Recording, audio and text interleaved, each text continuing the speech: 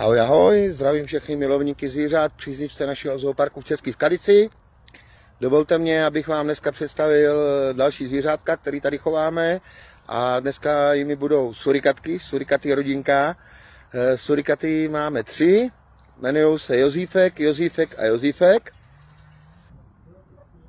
Takže ukejte, jak se mají křetu naše surikatí rodinka. Tyhle malé šelmičky jsou hrozně zvědaví. Máme tady v chovu 2 samečky, 1 samičku.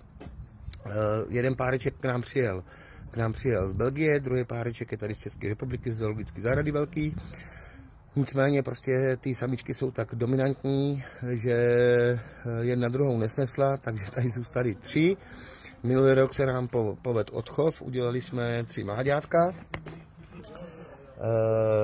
Takový doporučení, kdyby je někdo chtěl chovat doma, samozřejmě žere to, podívejte na to, žere to kuřátka, maso a takové věci, nicméně není to zase až tak jednoduchý. Musíte si požádat o povolení chovu speciálního druhu zvířat na okresní veterinární správě. Pak, když splníte podmínky, tak určitě vám povolení vydají a chovat je budete moc. Naše surikaty mají takovýhle venkovní výběh,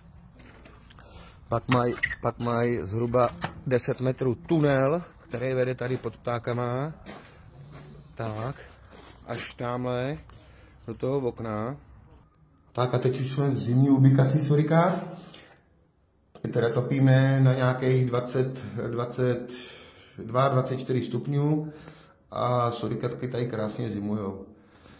Takže určitě se přijďte podívat na naše surikatky, zažijete srandu s nimi, jsou bezvadný, skvělý.